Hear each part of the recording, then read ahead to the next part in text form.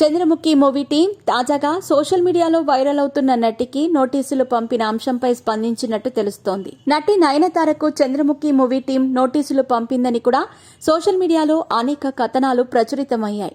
ఈ నేపథ్యంలో దీనిపై తాజాగా చంద్రముఖి మూవీ టీం స్పందించినట్టు తెలుస్తోంది. బిజీగా గడుపుతున్న లైఫ్ లో చిన్న బ్రేక్ తీసుకుని ఎంజాయ్ చేయాలి అనుకుంటున్నారా? అయితే వెంటనే ఆర్వీ వెకేషన్స్ ప్రైవేట్ లిమిటెడ్ ని సంప్రదించండి. మరిన్ని డీటెయిల్స్ కోసం సంప్రదించండి 7997979960.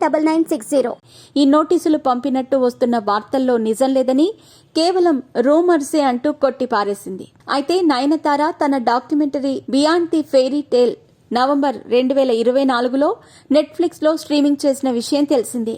ఈ క్రమంలో నయనతార చంద్రముఖి సినిమాలోని కొన్ని క్లిప్స్లను ఉపయోగించుకున్నారని, నిర్మాతలు ఈ విషయంపై సీరియస్ అయ్యారని, నయనతారకు 5 కోట్లు డిమాండ్ చేస్తూ నోటీసులు జారీ చేశారని ఉదయం నుంచి వార్తలు సోషల్ మీడియాలో తెగ వైరల్ అయ్యాయి. తాజాగా దీనిపై మూవీ టీం స్పందించి ఇవన్నీ రూమర్స్ అంటూ కొట్టిపారేసినట్టు తెలుస్తోంది. నయనతారకు నోటీసులు పంపలేదని చంద్రముఖి మూవీ మేకర్స్ స్పష్టం చేశారు.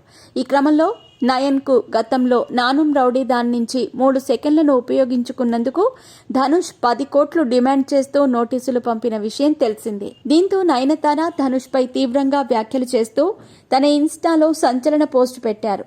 ఈ కేసు ప్రస్తుతం కోర్టు పరిధిలో ఉన్నట్టు తెలుస్తోంది.